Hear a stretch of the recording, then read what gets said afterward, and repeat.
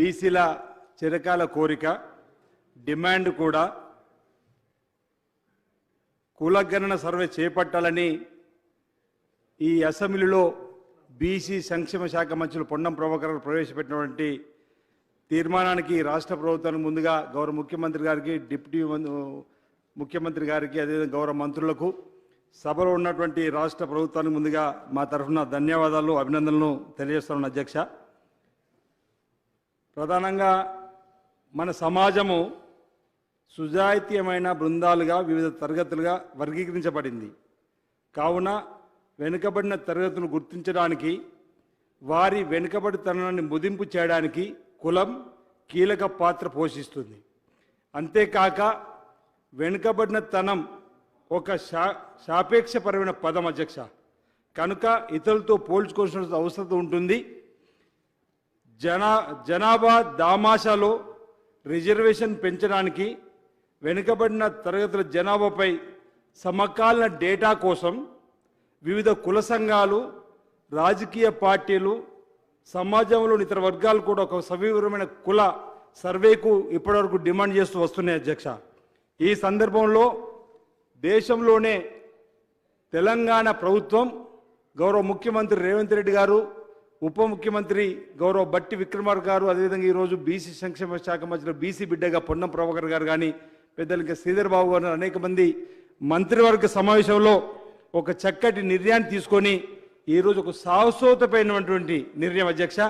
ఒక చారిత్రాత్మకమైన రోజు వెనుకబడిన తరగతుల వారి కోసం ఈరోజు ఈ కార్యక్రమాన్ని ప్రవేశపెట్టడానికి మేము స్వాగతిస్తున్నాం అధ్యక్ష. ఈ కులగణన వల్ల చాలా వెనుకబడిన మరి ఇప్పటివరకు నిర్లక్ష్యం చేయబడిన వర్గాలపై లక్ష్య విధానాన్ని కలిగి అట్టడుగు వర్గాలను ఉద్ధరించడానికి తగిన నిర్ణయాలను రూపొందించుకోవడానికి మరియు నిశ్చయాత్మక కార్యాచరణ కార్యక్రమం చేపట్టడానికి ఇది ఉపయోగపడుతుంది అధ్యక్ష అని చెప్పి నేను భావిస్తూ ఉన్నా. ఇది సమ్మిళిత వృద్ధిని మరియు వనరుల సమాన పంపిణీకి అనుమతిస్తుందని చెప్పిన ఒక భావన ఈ సందర్భంగా వ్యక్తం చేస్తున్న అధ్యక్ష. ఇది వివిధ కుల సమూహాలతో సామాజిక మరియు ఆర్థిక సమర్థత గురించి మరింత ఖచ్చితమైన చిత్రాన్ని అందిస్తుంది మరియు ఈ వర్గాల దుర్బలత్వాన్ని బహిర్గతం చేస్తుందని చెప్పని ఓ భావన సందర్భంగా వ్యక్తం చేస్తున్న అధ్యక్ష. ఇది బీసీలందరికీ సమాన అవకాశాలు కల్పించడం ద్వారా దేశ నిర్మాణానికి సాయం చేస్తుంది మరియు ఇప్పటి వరకు నిర్లక్ష్యం చేయబడిన ప్రజలలో ఓ విశ్వాసాన్ని నింపుతుంది అధ్యక్ష. ఈనాటి ఈ యొక్క కుల గణన సర్వేకి సంబంధించినటువంటి బిల్లును ఏదైతే ప్రవేశపెడుతున్నారో ఇది బీసీలకు సంబంధించి ఉపయోగపడేటువంటి కార్యక్రమం అధ్యక్ష. ఇప్పటి వరకు ఓ అంచనా బీసీల జనాభా 55% నుంచి 60% మధ్యలో ఉంటుందని.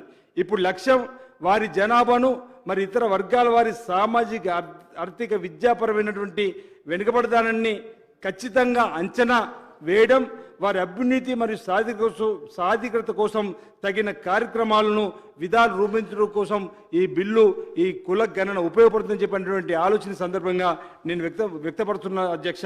ఈ బీసీ కుల గణన ఎంతో ఉపయోగపడుతున్న వాటి సందర్భంగా చెప్తూ ఈ చారిత్రాత్మకమైన ఈ బిల్లు వల్ల బలహీన వర్గాలకు సంబంధించినటువంటి వారికి సామాజిక పరంగా, రాజకీయ పరంగా, ఆర్థిక పరంగా, విద్యాపరంగా, ఉపాధి పరంగా ఎంతో ఉపయోగపడుతున్న భావన సందర్భాన్ని వ్యక్తం చేస్తూ ఇప్పటికే మా నాయకుడు రాహుల్ గాంధీ గారు కూడా దేశవ్యాప్తంగా కూడా కులగణన జరగాలని చెప్పని కోరుకునే క్రమంలో ఈ రాష్ట్ర ప్రభుత్వం ముందస్తుగా మరి ధైర్యంగా సాహసోపేత నిర్ణయం తీసుకొని ఈరోజు ఇక్కడ బిల్లును ప్రవేశపెట్టడాన్ని మేము స్వాగతిస్తున్నాం. ఓ బీసీ బిడ్డగా, ఓ బలహీన వర్గాల బిడ్డగా బీసీలకు రాబో రోజుల్లో ఈ కుల గణన వల్ల మరి ఈ కార్యక్రమాలలో లబ్ధి జరగాలని చెప్పినటువంటి ఆలోచన సందర్భం కొడుతూ ఎస్సీ, ఎస్టీ, బీసీ, మైనార్టీ వర్గాల అభ్యున్నతి కోసం పాటుపడే ప్రభుత్వం ఏదైనా ఉందా, పార్టీ ఏదైనా ఉందంటే గతంలో కూడా మనం చూసిన అధ్యక్ష అది కాంగ్రెస్ పార్టీతోనే సాధ్యమైంది.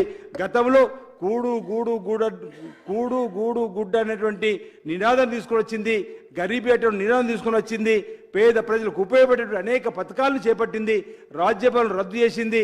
ఈరోజు అనేక కార్యక్రమాల్లో కాంగ్రెస్ పార్టీ పేదల కోసం ఇందిరమీలు నిర్మించింది పేదలకు కాంగ్రెస్ పార్టీ ప్రభుత్వమే.